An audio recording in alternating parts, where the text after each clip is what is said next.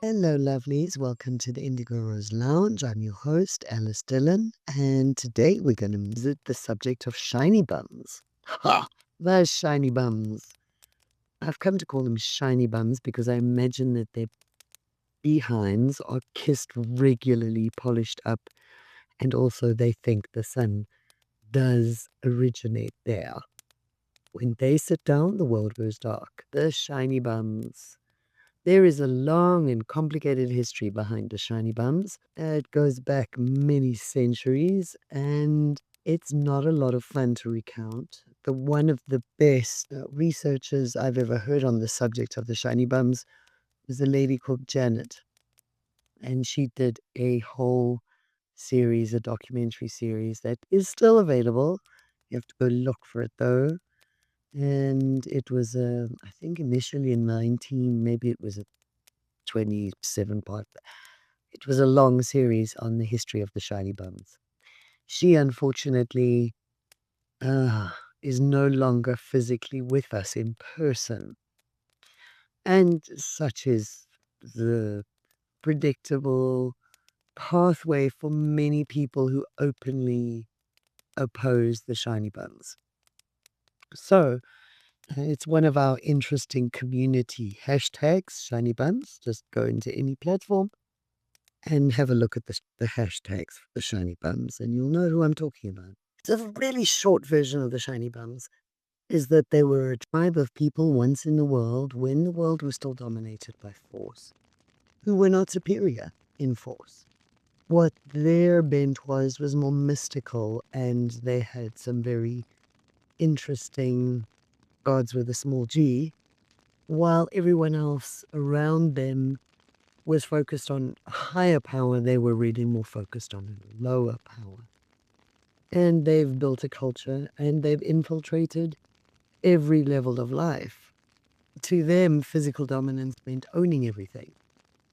And they've really followed that. And the one outstanding thing about the shiny bums is they are completely compassionless. A lot of them are eugenicists, so they want to kill off about 90% of the human population. And they really don't care for humanity at all. They think of themselves as superior and therefore physically superior now, because money now represents physical superiority. So they are superior and they own a lot of the earth, and therefore they think that it's their possession and they should get to decide what happens with it. They are close in their attitude to sect of genuine fanatics. You know, when people are, especially religious fanatics, they are completely compassionate. Anyone outside of their sect, they believe they are right, everyone else is wrong. So interestingly, the shiny buns, while they are not God focused the way most of the religions in the world are God focused, single monotheistic religion or different religions. Even Hinduism really talks about the many faces of God, but I would include them in a monotheistic religious space. They still believe in a creator, even though they have different pictures for that. So there is the majority of mankind that believes something about the elevation of good and that a creator is a source of good. And then you have the religion that get fanatical around a monotheistic religion, and that's normally due to misinterpretation and ego getting involved. It's more of a power struggle than anything to do with genuine religious conviction. And then you have the shiny bums, and the shiny bums are way on the other end. Their only closest lookalike are fanatics, but they themselves are not deniers of a higher power. They simply see themselves as competitors of a higher power. So they acknowledge the existence of the God that whole lot of other religions follow. They acknowledge the existence of that higher being, They just see themselves as the antithesis of that higher being. They see themselves as a competitor to that higher being. What makes their story so interesting is they very seldom come out and directly oppose. They make no public statements, joint statements. They don't identify publicly as a group, and they don't work outwardly against the higher power belief system. Some would say the Judeo-Christian belief system, but it includes a lot of other religions too. It's all the faith-based peoples who are looking loveward, let's say, and these are not those people. The shiny bums are definitely focused on not love. They are definitely focused on power and possession. That's their whole thing. And so there has been a global conflict and is ongoing global conflict.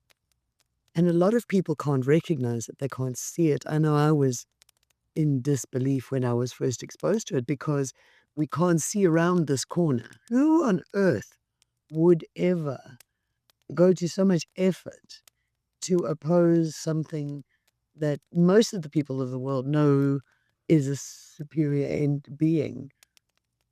We just can't see around this corner. But this is an ancient cult, if you like. It's an ancient group of people who see themselves victorious as the owners of the earth and in control of all humanity. And somehow that will win them the battle against the creator. And so here we have these shiny buns who have done very well. By the way, they've done exceptionally well. They do own mostly everything. They are in control of whole governments. They do control the global agenda to a large part. I would possibly argue they were behind a lot of the very interesting things that have happened over the last couple of years.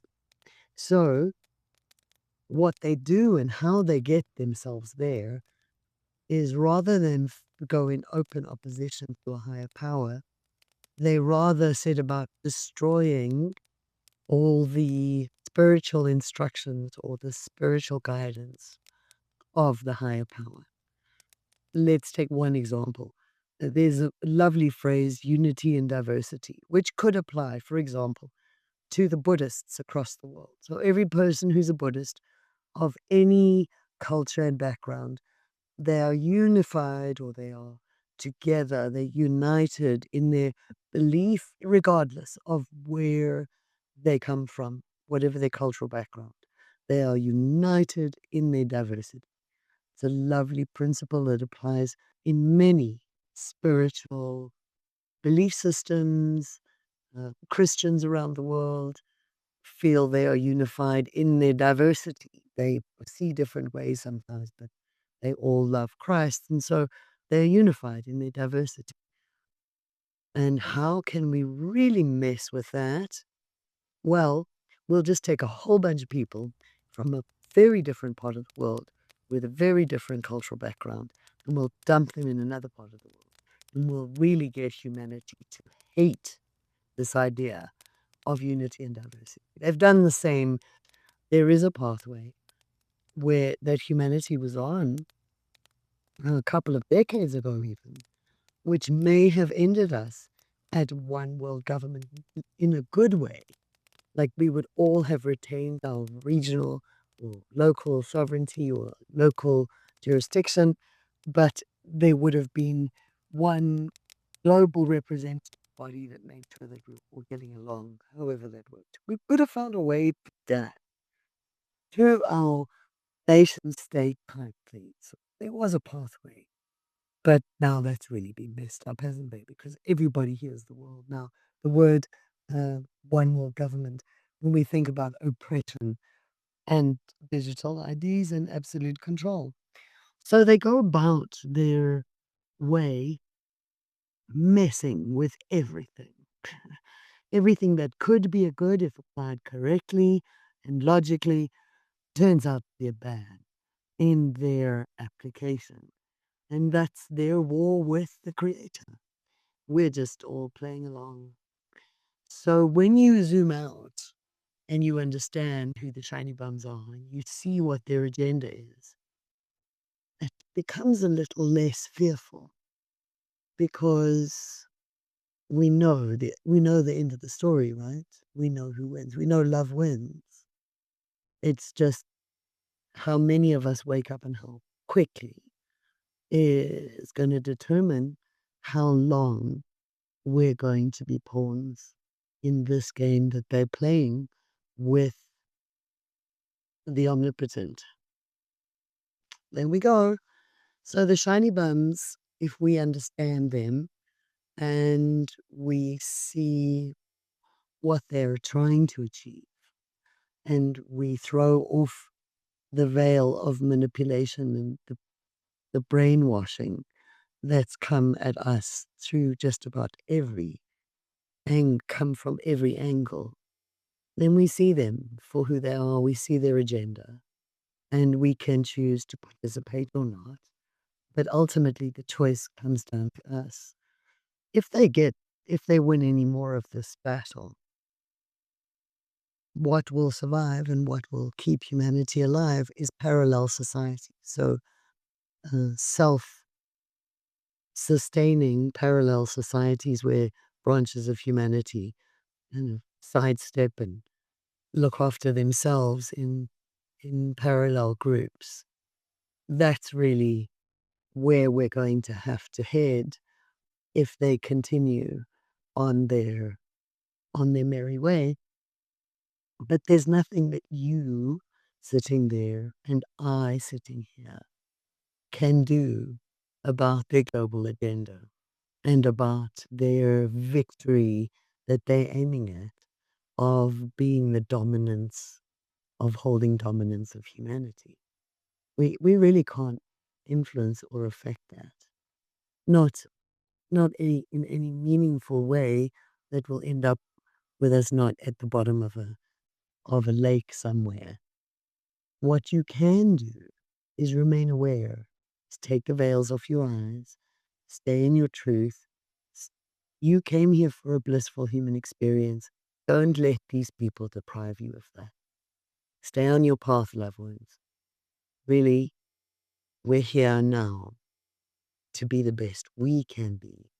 And the best we can be is souls, spirits, focused loveward, which is the antithesis of fear.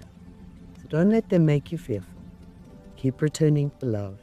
Stand in your truth. Live your life. Live the life you came here to live. And don't let anything get in your way. Love, always.